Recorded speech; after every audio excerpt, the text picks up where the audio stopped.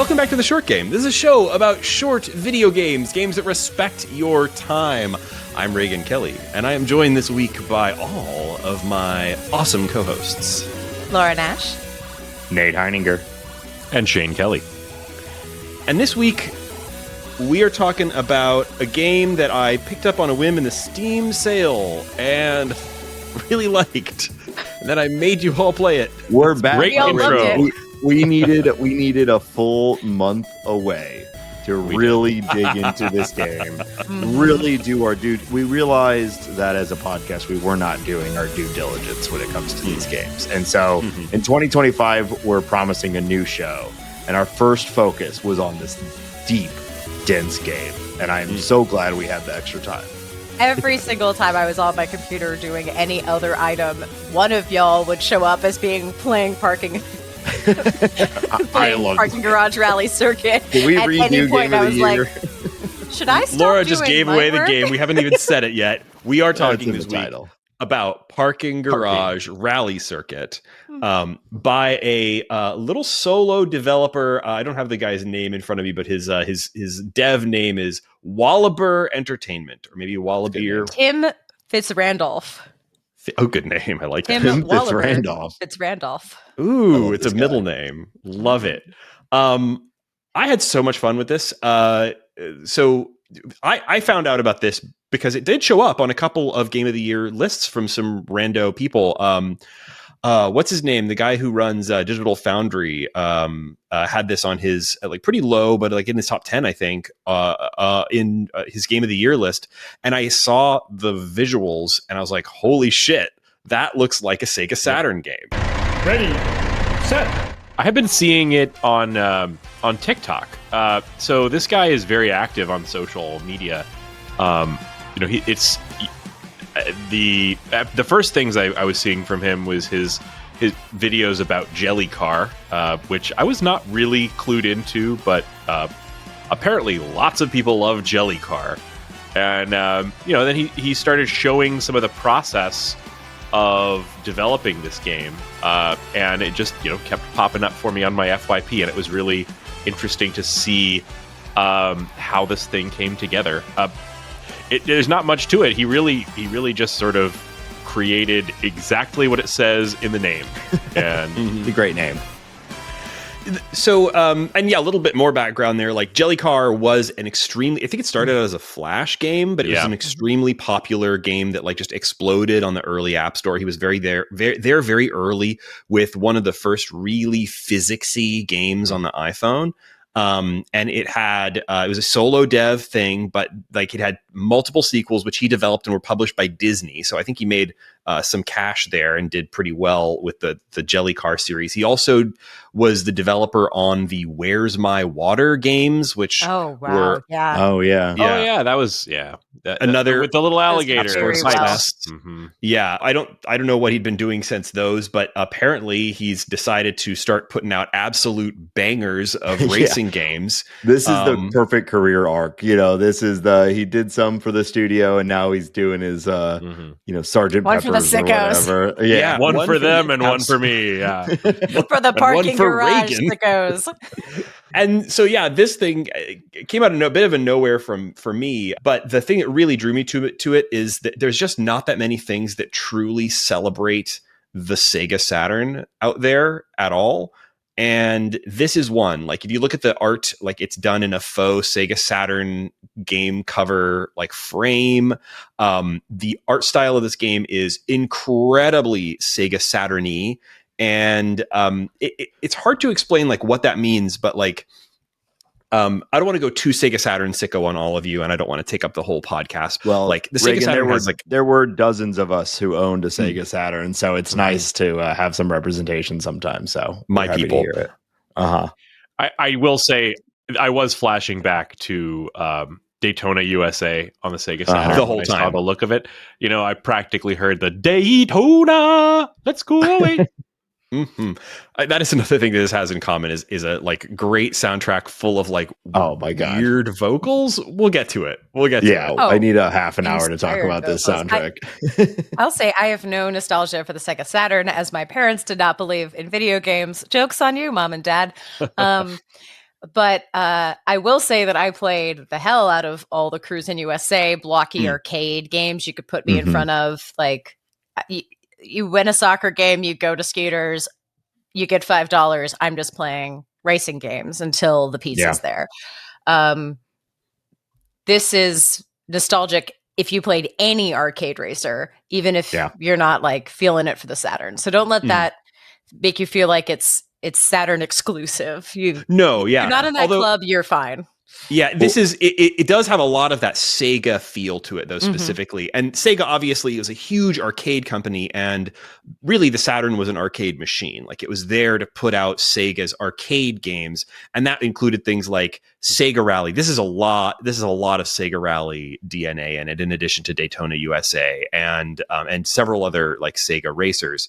And it just pulls it off, the look and feel and like everything about it just so incredibly well. And there's a lot of little details in the visuals that like pull this off. Like, it's done. It has this sort of wobble that is very decidedly not the PlayStation wobble. There's something indefinable. This is a Saturn wobble to these 3D graphics. But it's also got like weird stuff, like the options menu looks like the Game Genie. It looks like the Saturn Game Genie menu. Like, well, it's presented as it's presented as like an old Game Genie. Game Wizard, excuse me, TM.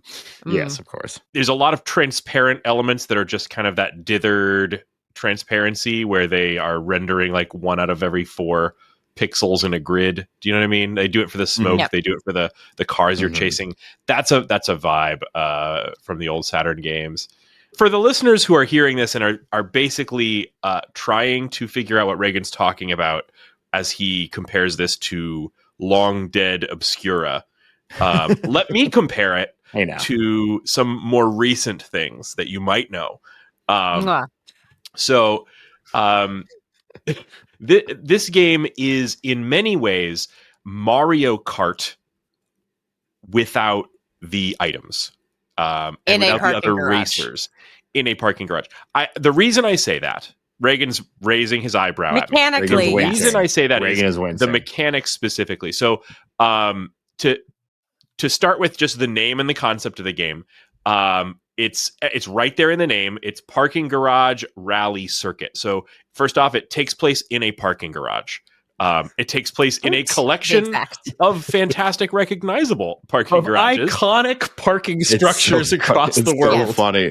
It's so funny. It's such a good bit. There's Mount Rushmore. We're not racing there. We're racing next to it, baby. The parking garage that's down below it. So you get that little bit of that kind of Cruisin' USA recognizable landmark aspect here. It's rally racing. You're the only car. You're racing primarily against ghosts. So you're not in a race like Mario Kart where you're like banging off of, I don't know, Bowser's bumpers or whatever. You are, racing against the clock. And it's a circuit race. So you're performing multiple loops through these parking garages. So that's the structure of the game. That's the name of the game, literally. The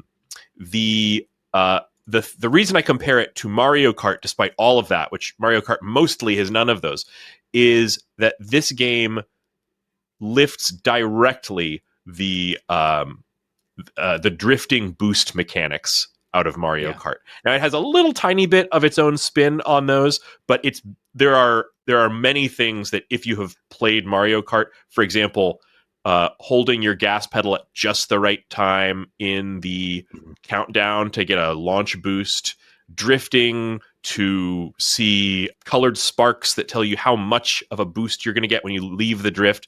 All of that stuff is straight out of Mario Kart. I have a friend, Sandy, who is a absolute menace at Mario Kart. Shout out to Sandy. He's been on the show. Yeah. Hey, Sandy. I'm actually going to recommend this game to Sandy. When Sandy plays Mario Kart, he likes to turn the items off. Just so he can cure. That kind of guy. Right? Psycho behavior, villain behavior, right? That's there. like people who play Smash Brothers on the Final Destination stage, which is just the flat floating island. I know several of those. He likes the purest version. I was one of them. This is kind of that. Like, this is kind of that pure version. Like there are ghost cars, but there's no racers, there's no items. mostly even the circuit aspect is pared way down. The levels are tiny. You're doing like typically 2 laps. The game is honed to a razor's edge. It's very focused. Shane, I agree with you. I think Reagan is absolutely right in every single thing in which this is like referencing, but it plays, at least in my experience, closest to Mario Kart 8. Even before Mario, I've just played a lot of Mario Kart 8 recently, and it feels a lot like that, except that it is far more frenetic, and the rate at which you are drifting and boosting and the frequency, the angles, all of that is considerably faster and more complicated than Mario Kart, even at its hardest. It takes out all the straightaways. So much about the level design. The parking garage is so essential because you are often taking blind turns. You're doing 2 tight turns consecutively.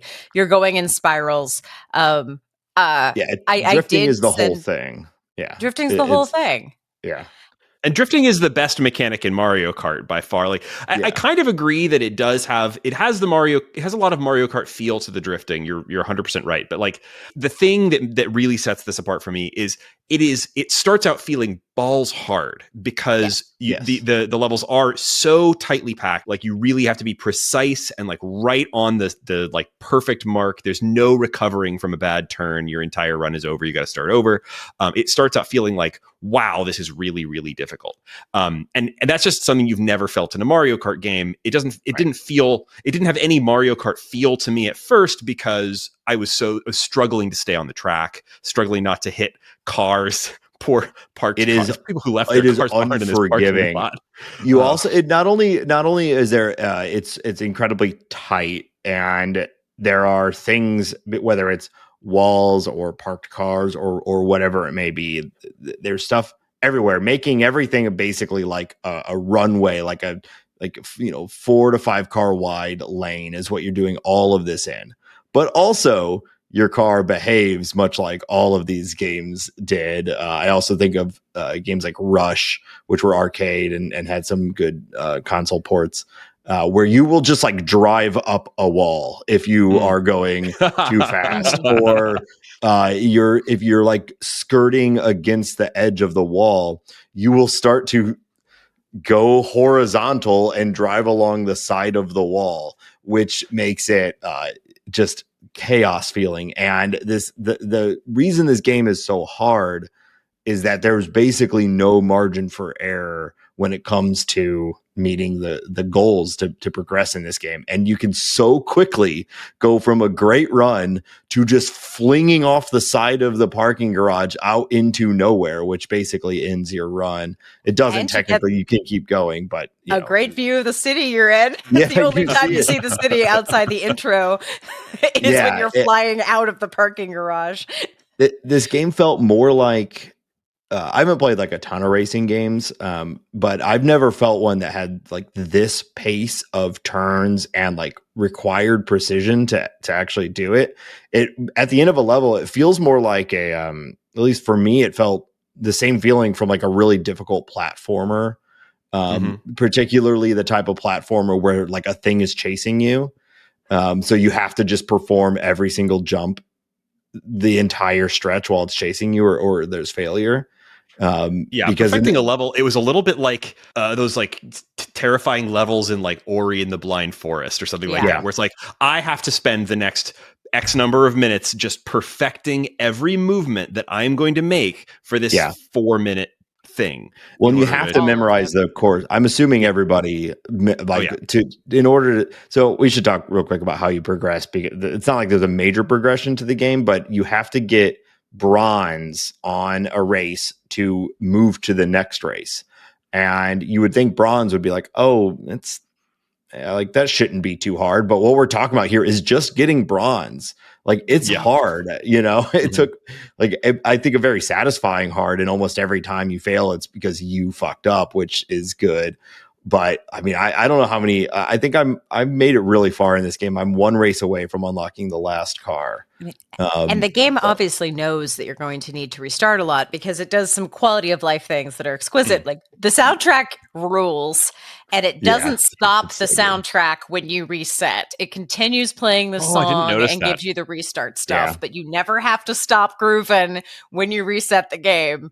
Yeah, that is 100% a thing that you never would. That's never would have gotten that in an old game. Like it just couldn't starting the level. You always heard the beginning of the combat music 1,000 times before you ever heard the end. Like I noticed that immediately when the developer makes a great decision like that. Sometimes like. You just don't notice because it makes it so smooth. I didn't actually notice that. I didn't put it together until you just mentioned it. But that's a really well. I don't know. I noticed it but I don't know about you guys. But I mean, I restarted races like some of these tracks probably 50, 60, 75 times. You know, like I'm just the way I played this game is the moment I made a mistake, I'd restart because there's basically that meant I wasn't going to be able to do it. And so it'd be like 75 attempts, like 60 of them are legitimate attempts. 10 of them are just like, I messed up. And then 5 of them, I like forgot what the gas button was and just started completely, just like playing it so rapid. Holding drift and nothing happens. Yeah. I'm holding drift. My son walked in while I was playing this and I was right at a start where like, I wasn't getting the initial like launch boost, right? It's like beep, beep. And I was like, restart. Restart. He's like, Dad, what are you doing? I know. My daughter tried to watch me play too. And she was interested at first for a while. And then I'm like restarting over and over. And she's like, why do you keep doing that? I'm like, you see that little ghost gold car? It got too far away. I need to start over. Not fun. It's like her trying to watch me and Molly play Cuphead, which is just not fun for anyone other than the people playing it. Like watching completion runs of Cuphead is fun. Watching people just die over and over and over learning Cuphead, not fun. And that's how this game felt. Sitting near somebody and hearing the soundtrack while they're resetting the game over and over was fun for my husband, who's like, wow, this is a great song. I've heard it about 8 times. I was like, yep. Yeah. It's the New Orleans stadium level, and I can't drive in the dark. To which he replied, I thought you couldn't drive at all. I was like, that's a fact. The amount that you have to memorize these levels is really highlighted by the fact that the lights entirely turn off in one of the levels, and you basically just have to do so much of it off of memory. I mean, your car has lights, but everything's going so fast. Like, I don't know. I basically felt like I was by the end of that doing that whole cool one with my eyes closed. Yeah, that was a cool level. So let's talk about some of the levels, because I think this has 8 levels, which isn't a lot, but this is a small game. And I think that really works. Part of this works because like, I think of this as like an absolutely quintessential like Steam Deck game, because it's a short game. We love those. Each individual run is short. It doesn't tax the processor. You're not going to heat up. You're not going to like feel your vent boiling or anything. But yeah, 8 levels. And each of them is one of the iconic parking structures of the world. And if you had asked me before playing this game, like, can you think of an iconic parking structure? I would have had absolutely zero ideas. But you know what? Some of these, at least one of them, the Chicago one, right? Well, you asked me before I got to the level. You said, Laura, what is the most iconic parking garage structure? And I was like, oh, it's the one on the river. It's Marina City. And you're like, yep, that's your next level. I also have driven that Seattle airport parking garage, and it is that ludicrous, that tight. Like everyone kind of makes fun of it. And I sent the video of the Mall of America ripoff, the Minnesota Mega Mall, to my friend who lives nearby and said, is this accurate? And she said, I'm not jumping off of snowplows. But other than that, I've been in this parking garage a zillion times, and this is correct. They've got the layout. It feels right. It's pretty amazing, and I think this is one of the funniest things about the game. Is like this is a kind of humor that I don't feel like you get in games that often. Yeah. It's a bit. The whole thing is a bit, and it's a bit taken to the extreme. An idea so dumb taken so seriously that it ends up working absolutely perfectly. It's so funny. Like the idea of like let's set a racing game in parking garages and like play up parking garages of the world as like an attraction, right? Like something you'd put on the cover of a box and sell in EB Games in 1996 or whatever it would have been. That is an absurd idea. This is like it sounds like the parodies of games that you got on The Simpsons, like like Lee Carvello's Fighting Golf or whatever they were called. But this is a thing done well. And so like, iconic parking garages absolutely work as great little tiny circuit levels. And because they're parking garages, they're small. And so that means that it takes a very short time to play each individual thing. If you fail, you're not going to be spending a whole long time. 2 circuits of one of these things is like 4 minutes or something. It depends. And learning them is really approachable because you're not learning a massive thing with hundreds of turns. You're learning a tiny, tight, compact place. Yeah. It's very easy to get your head around. Really smart design decisions all around, I think. It's such a simple joke, but it is so funny. I already mentioned it, but the shot where it starts with the quick, it feels like a Daytona US or Cruising USA or whatever. You get the shot of Mount Rushmore, and then it dips down and goes into the parking lot. That's right there underneath so it. Good. That's all it is. It's just a quick little, and it's a bad frame rate and all this stuff. Mount Rushmore kind of looks like trash, but it's also beautiful at the same time. And it's so funny. And the fact that they're like relatively modeled after the real thing too is great. I mean, the thing about the Chicago level, for example, the Marina City parking garage is weird because you can kind of see into they're 2 circular parking garages with a zillion floors stacked on top of each other that are next to each other. And so you're going around in circles and you keep seeing into the other parking garage, but you can't get there. And the way they solve this is by adding jump ramps so you can jump between the 2. So good.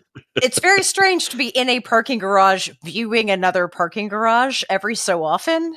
Yeah. And this one just solved that problem with jump ramps. It's that kind of humor. It's perfect for a game that is built on drifting.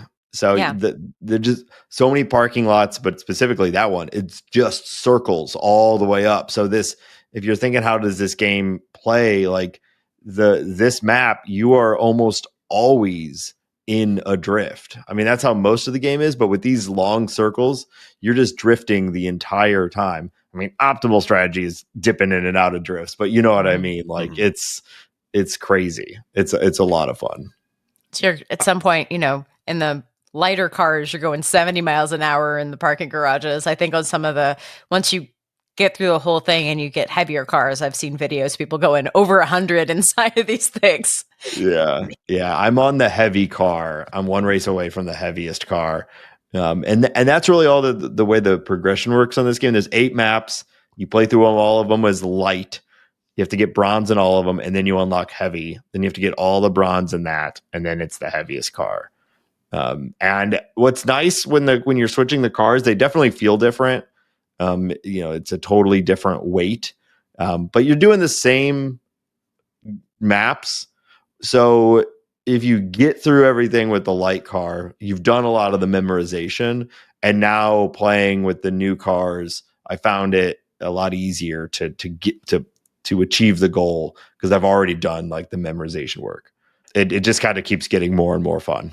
I want to talk about the soundtrack. I don't truly feel qualified to talk about the soundtrack, but this is like the dev clearly went to a real ska band.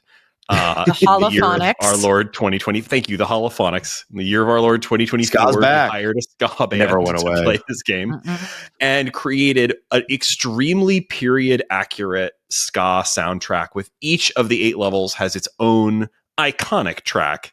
Some of them are just, ska bands noodling, and some of them have actual lyrics and like a full song. And I'm on another level, or whatever. I'm on another level. On another level. It's been my only adversity is gravity, Reagan. So. Yes.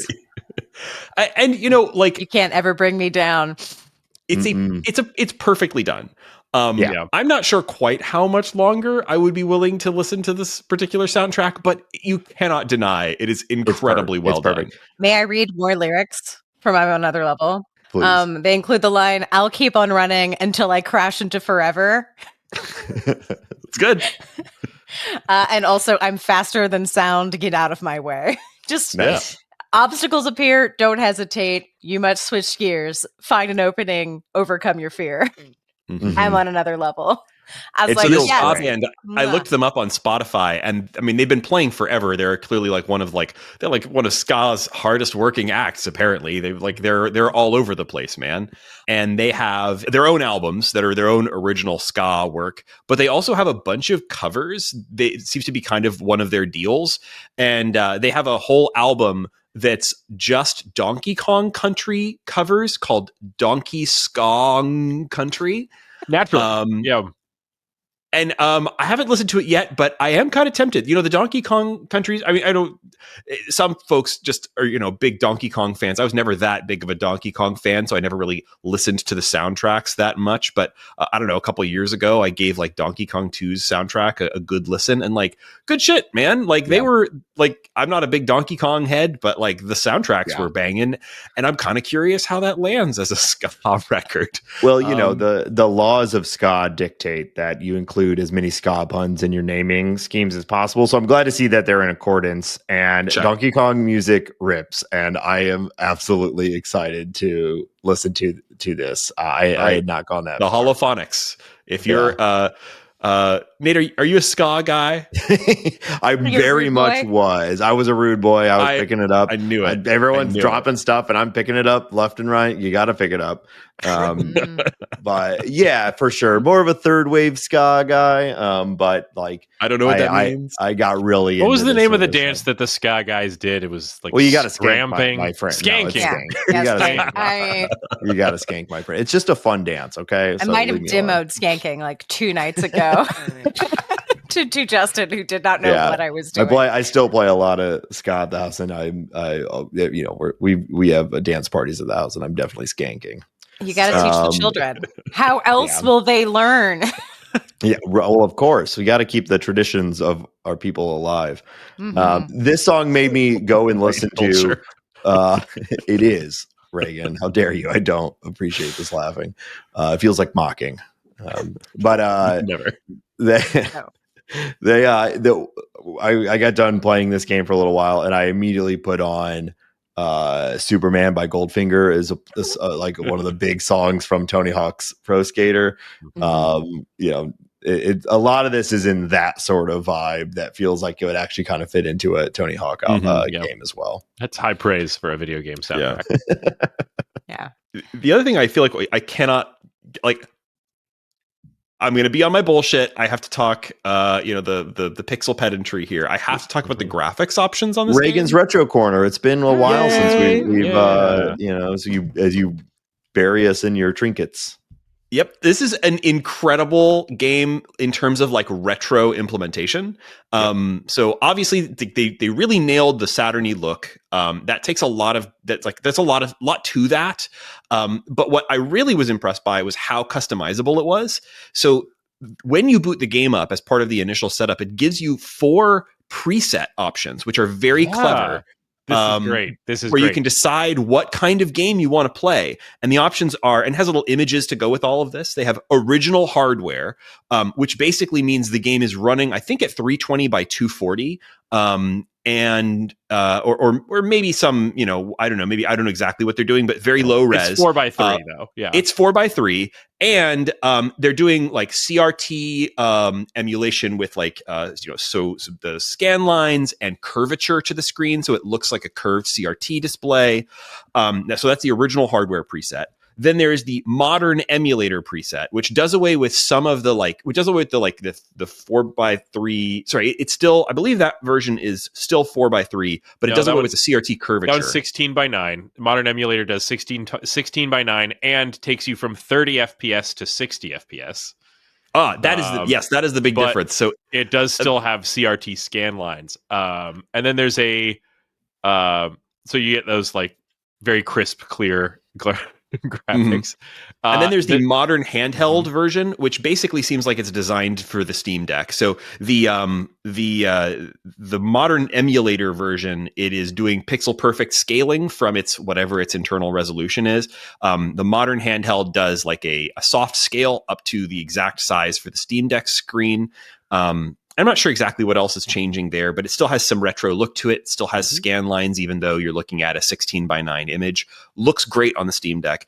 And then finally, there's an option that I didn't play in, but is really interesting called PC Port that does away with almost all of the retroisms of the graphics. You don't have the scan lines anymore. It goes to, I think, a true 16:9 and looks like a 2000s era PC port of this Saturn game. When you're picking from among these things, it's not just a list in a menu. It's showing you, like if you're looking at the quote unquote original hardware, it shows you a box with old school Saturn-esque box art and a device that looks like a cross between like a Sega Saturn and a Dreamcast, some kind of weird hypothetical piece of quote unquote original hardware. Very funny.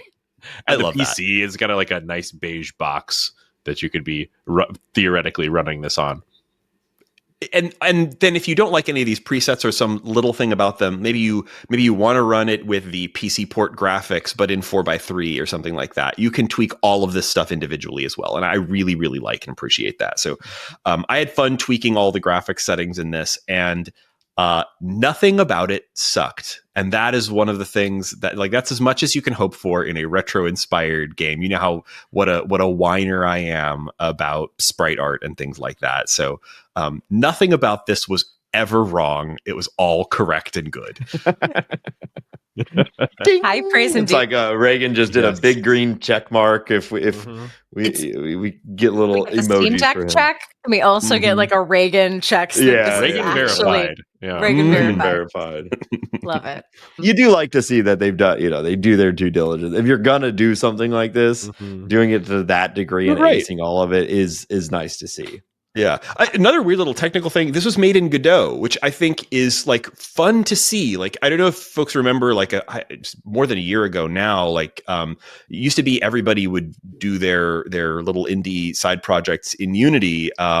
But they sort of blew up their reputation, and there was a lot of controversy around it, and so on and so on. And Godot is an entirely open source alternative game engine that has had a lot of a new attention and support and effort go into it, and it's really cool to see a game this polished and this unique being done with something like Godot. And I think it's probably in part, I'm not I'm not this dev, but I got to say, like, I've got to imagine that having a truly open source engine allows more of this kind of level of customization, because this is such a custom game in so many ways. I don't know. I think it's cool to see. This game was a super easy rec for me at work this week. I just popped on our video games channel and said, it sounds like a joke, but all y'all need to go play Parking Garage Rally Circuit. It's really fun, and you can play levels in 5 minutes, and you can play 5 minutes worth of restarting the level and then between, things you're doing. And like, this is something that I have on phones a lot, and this is something that I need on Steam Deck for, like, I can pick it up, play a little bit between games. I always need a game like this, and they're harder to come by on something like a Steam Deck, where, like, I just picked up UFO 50 and I can't wait for that, but I know I need time to delve into each of those levels.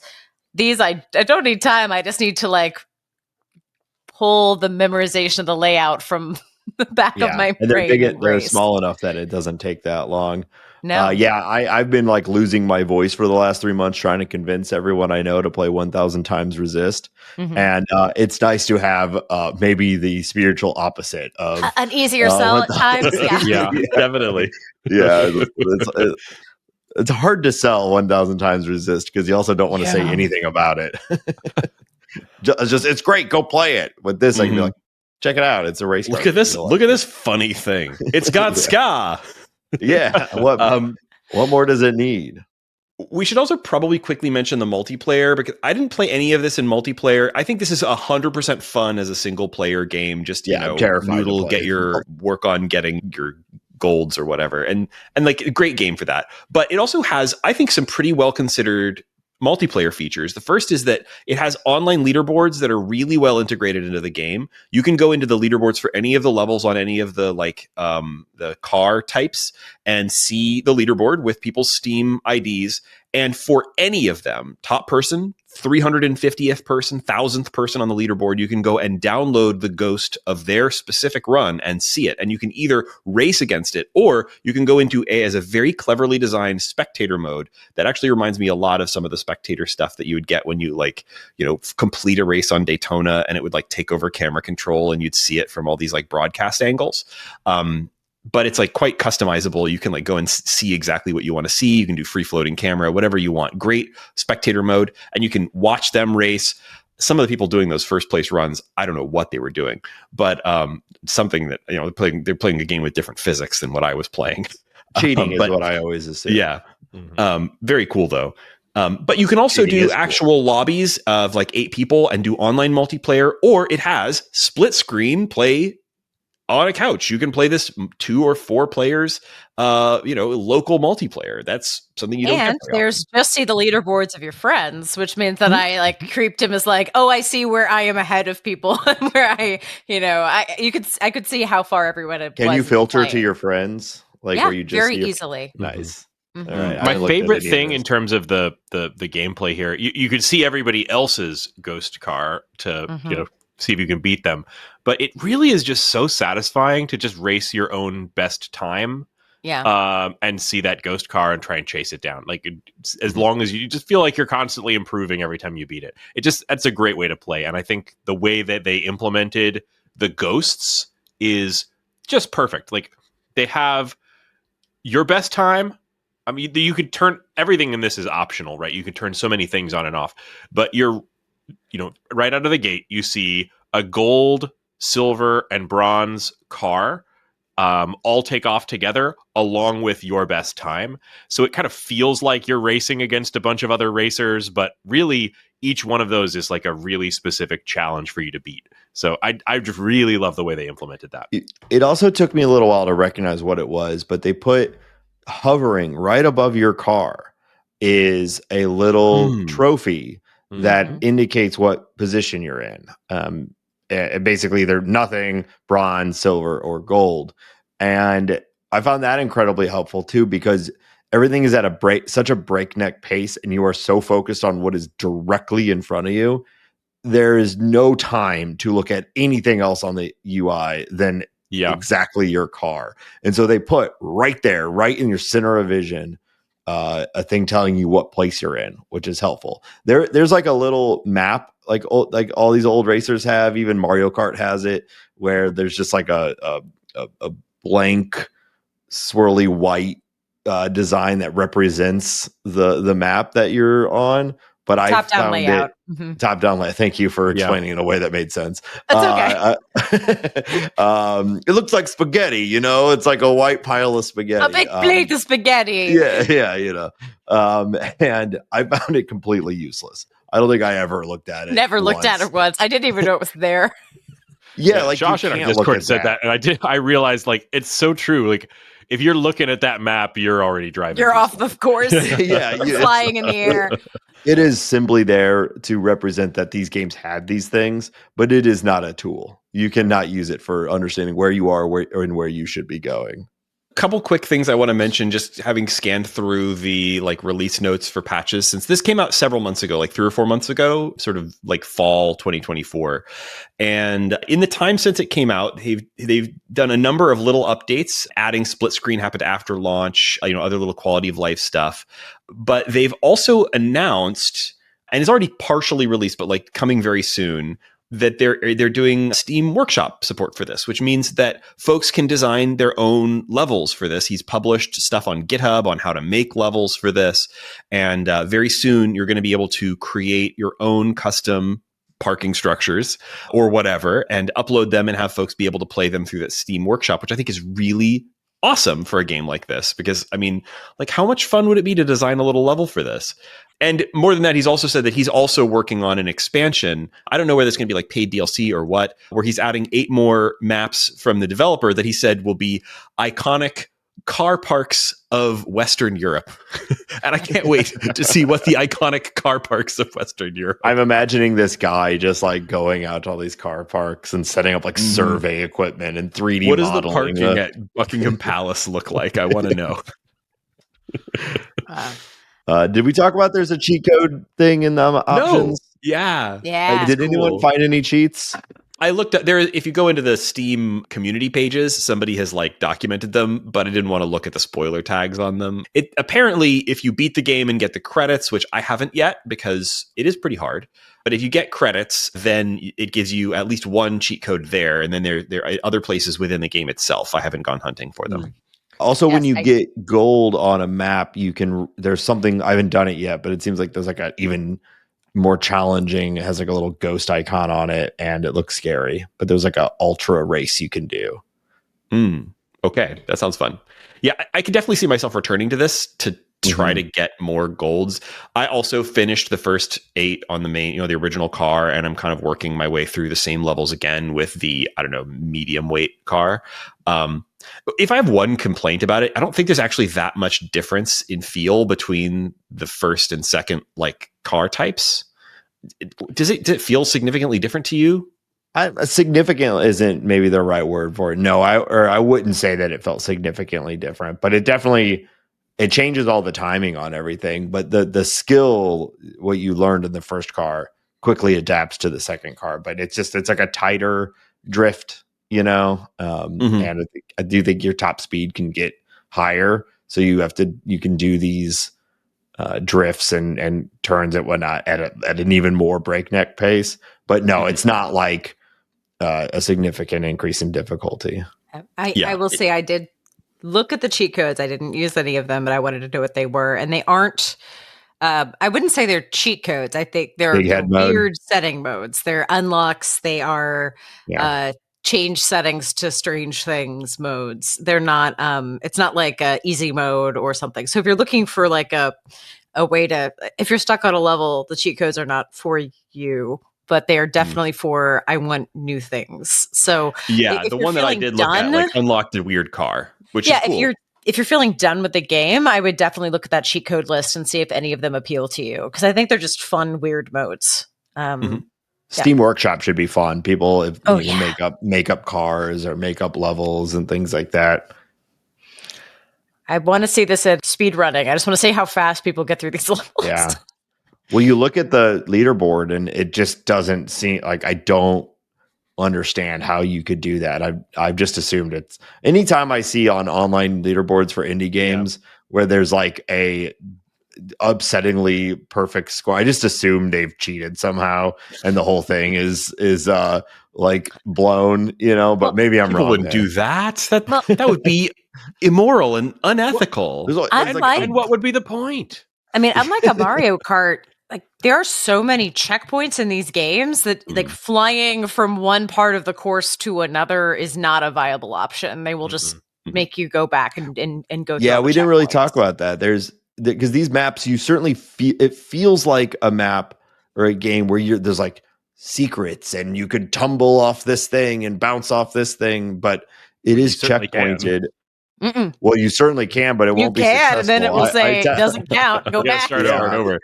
I found tested that theory a lot. one shortcut that felt significant through the whole game. I think it was now I'm forgetting which level it was. One where they had like a fairly wide open area in indoor part before you went up above. I don't remember whether it was the Mall of America one or one of the others.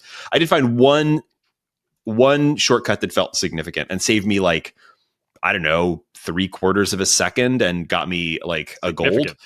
Yeah. So it was, but that kind of thing is not very common here. This is not that kind of like figure out how to bounce off of a cow to get ahead of the whole squad in Mario Kart type of deal. Right. There's what I believe is a Rainbow Road reference in this game as well. Oh, yes. And loved that. It's very clearly Rainbow Road, and it certainly seems like there's a spot there that you could probably like fall off of it and down and skip half of it. But I don't know. I was trying to win these races, so the whole time at some point I would love to just like drive around these maps and look at everything, but that is the opposite of how this game plays. Find your parking space. I just want to drive around and park. Just follow. Do the spectator mode. It's incredible, and you can do just like a free camera where you can fly around and look at anything at any.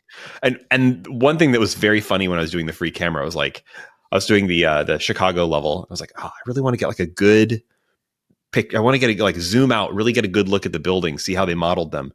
Can't do it. The draw distance is way too short. you get a little ways outside, it's like fades into nothing. Damn no it. photo mode. If you go into the settings, you can turn the draw distance up. There's one of the million settings. I'm sure that would do it, but that wouldn't feel right.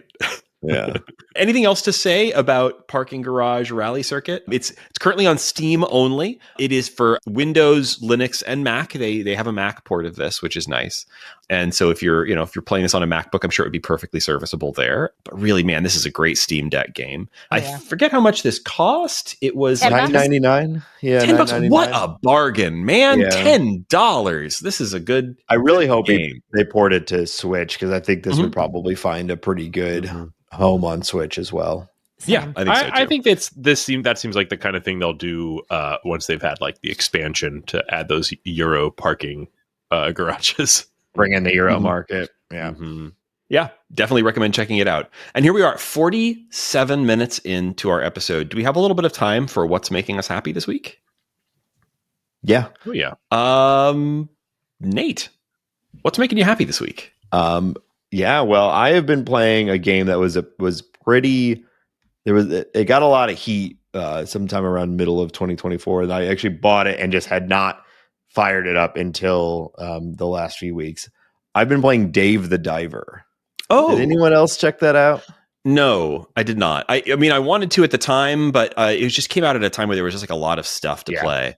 Yeah. Well, since we kind of slowed down with the show a little bit, I was like, all right, I'm going to pick up one of these longer indie games that I've been wanting to play for a while. And so I've been playing that. And I mean, it was very popular for a reason. I've been really, really enjoying it. It's this nice little blend of sort of an action exploration game where the day cycle is you're diving into the water to go, to hunt for fish and sharks and other things in order to bring it back to run your sushi restaurant. And the sushi restaurant is like a restaurant sim. You're picking the menu, you're hiring staff, you're selecting what dishes are on it. Then you open the restaurant and you're going and filling drinks and running food and just trying to do your best at managing a sushi restaurant. And like the better fish you catch during the day cycle, the more money you're going to make during the night cycle, and which will allow you to buy better gear, to catch better fish, to make a better restaurant. It's a really good little cycle that combines a lot of games that have already been successful on their own. There's like farming sim elements to it, restaurant sim elements to it, the exploration fishing thing. It's just a really good blend of a lot of games that have already existed for a long time. And there is a part that was unexpected to me, is that is this entire just wild story that Dave just keeps finding himself in wackier and wackier situations with more and more absurd characters and like underwater sea people. And Frankly, some of that is actually my least favorite part of the game. There's a lot of like adventure gamey stuff where you're like, these people need help, bring them this thing, and you're just like carrying an item from one part of the map to another. But it does altogether add up to a really bizarre and really fun experience. So I think I'm like around halfway. I was really trying to find a way to justify this being a game for the short game because it's kind of like has loops, but it switches up enough, and the adventure game element of it it's too long for the show. But I have been having a lot of fun with it. Yeah, I wanted to check that out at the time. I do remember some weird controversy around it because it originally really kind of positioned as an indie game, and then it turned out that the game was created by like a really massive South Korean company. Yeah. Which I just thought was very strange to see, like this game that has like all of the aesthetic hallmarks of like a micro indie, like, here's our team's labor of love for $20 on Steam or whatever, but it's actually a product of a very large company. Not that there's anything wrong with that. It's just a little weird.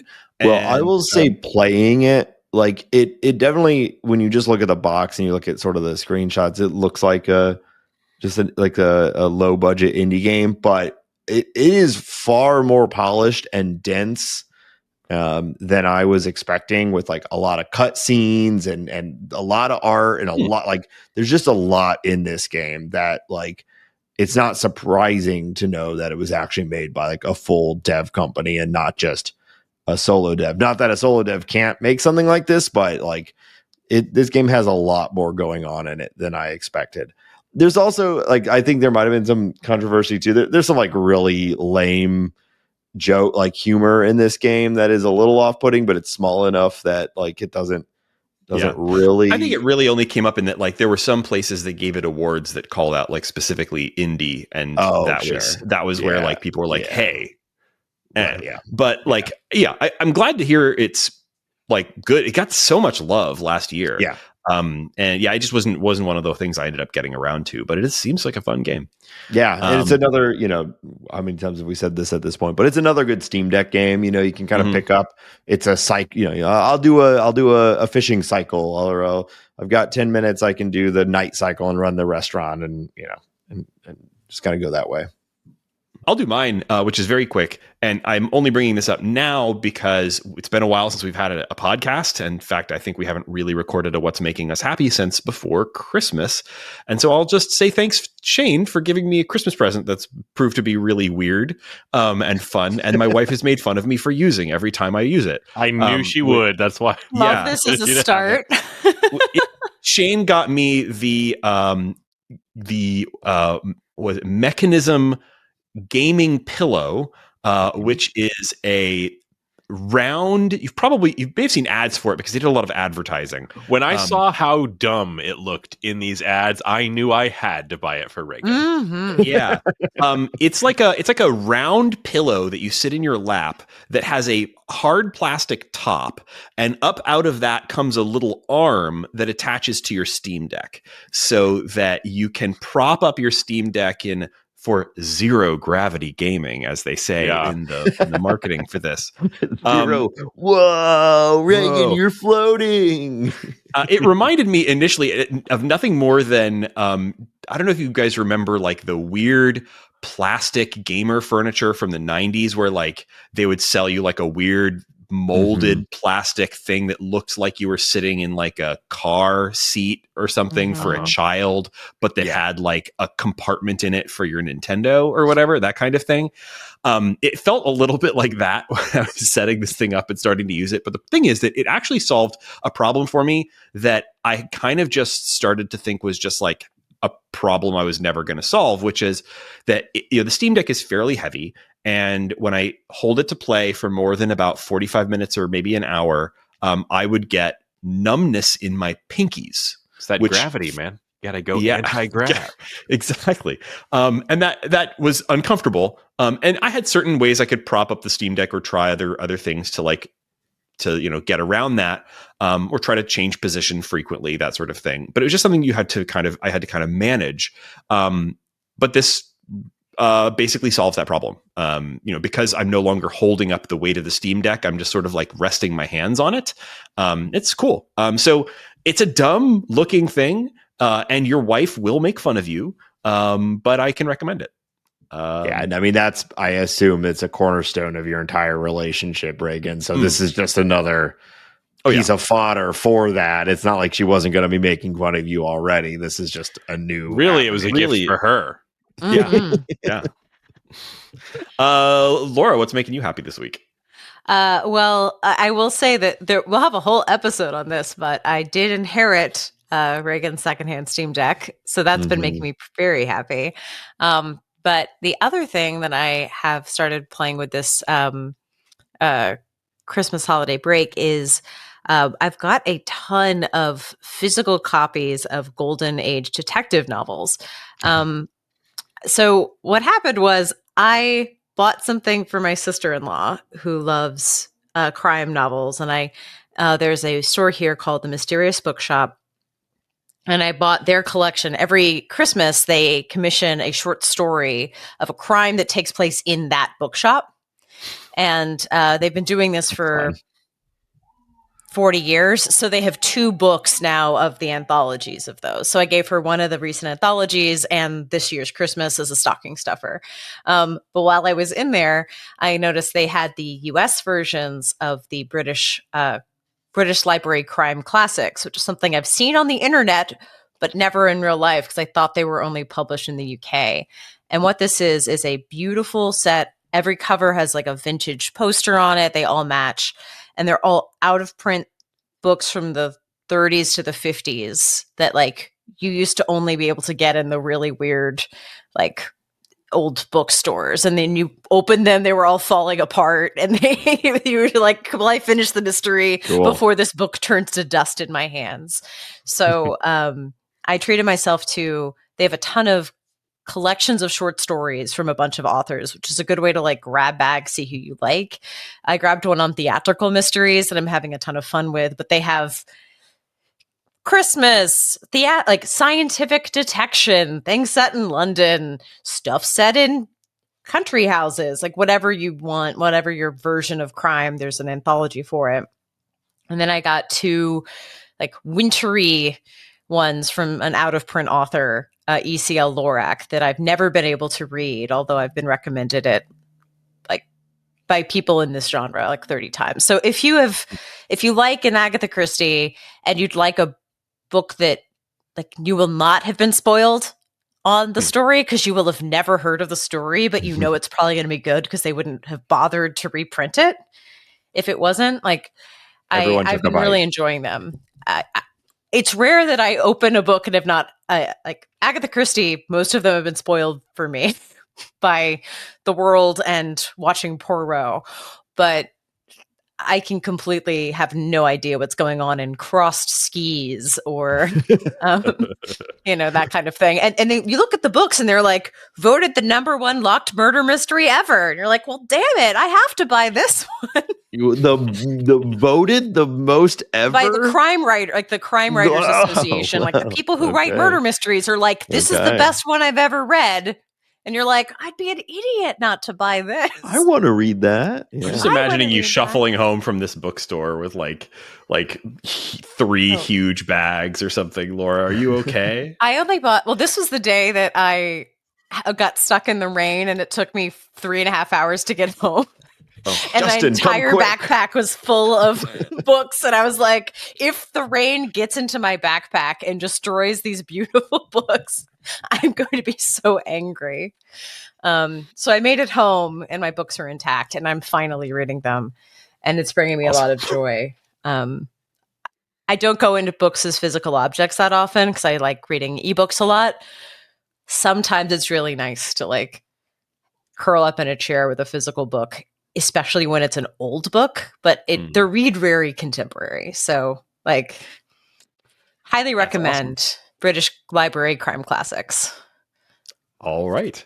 And lastly, but not leastly, Shane, what's making you happy this week? I'm going to follow Laura's lead. I have a book recommendation and also a kind of a retro a book recommendation. The book is called The Fortunate Fall by Cameron Reed. And this is a recommendation that I am passing along to you guys, 'cause now that I have read it and loved it. This one was recommended to me by Jenny, a friend of many of the people here on the show. I have had a few really good pieces of cyberpunk come across my desk recently. And so this book, it's just being reprinted in a thing that Tor is doing, where they're going back and kind of reprinting some cult classics they call Tor Essentials. So this one was originally put out in 1996. And now, like you, Laura, I am going to make this recommendations with a few caveats. This is an extremely 1996 book. We did just play an extremely 1996 game. Oh, all of these editions have in the beginning, we did not change the language. There might be some weird racist stuff. So if you were around in 1996 and, maybe you like Neil Stephenson or William Gibson, like, this is probably a book that you're really going to like. It might have slipped under the radar and completely vanished from bookshelves for many years. So the basics on this book is it's about a character who is what's called a camera.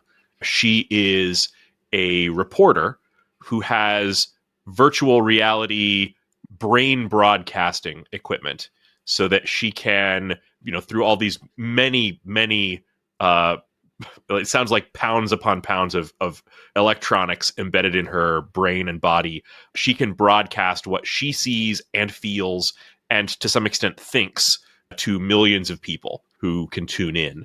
And what she's doing is investigating the cover-up of a massacre that took place. So she's kind of getting into the kind of politics. It's a very unusual world compared to this. It's not as US centric as a lot of this kind of book is. This is in a world where the power structure of the globe is completely shifted. Well, I'm out. Yeah. Africa is on top and at a technological level that no one can match.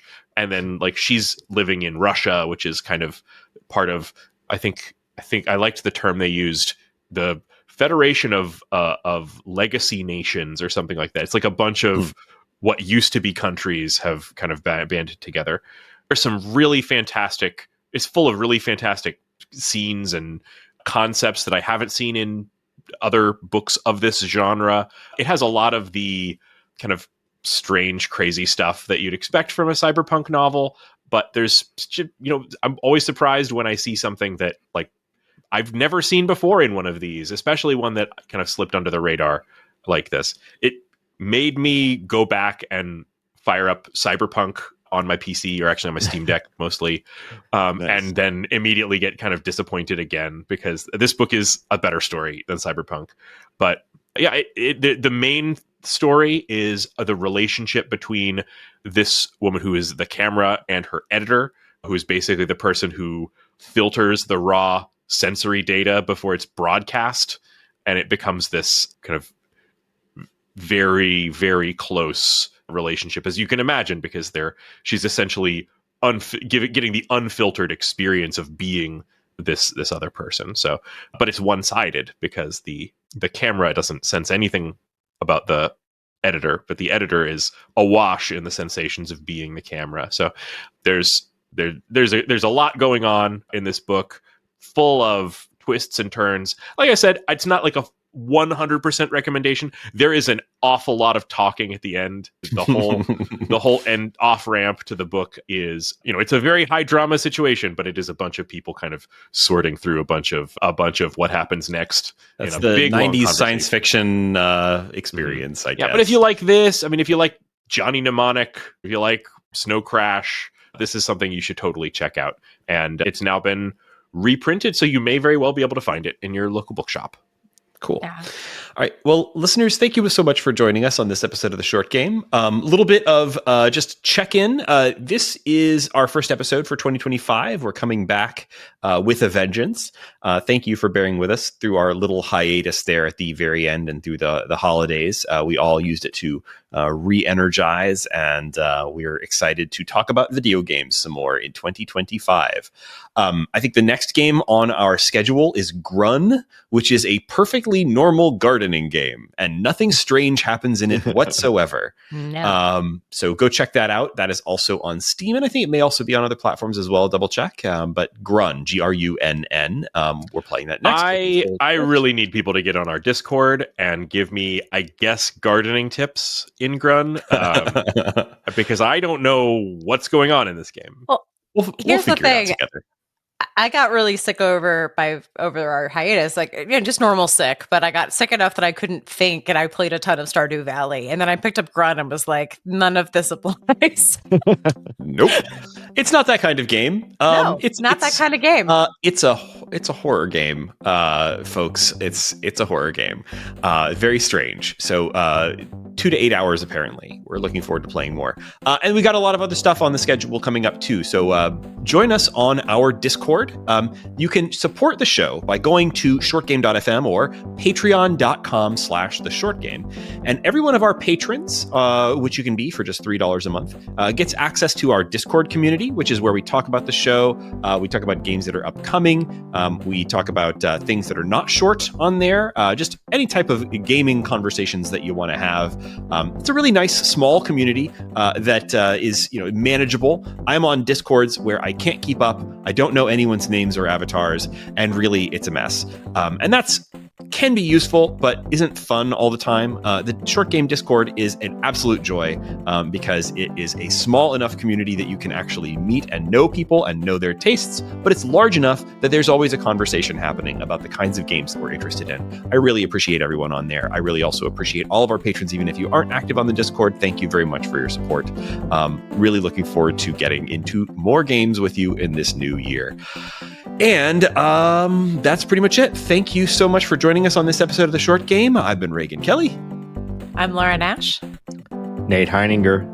And Shane Kelly. And thanks once again for joining us on this episode of The Short Game. We're back. We're back. Baby. So back, baby.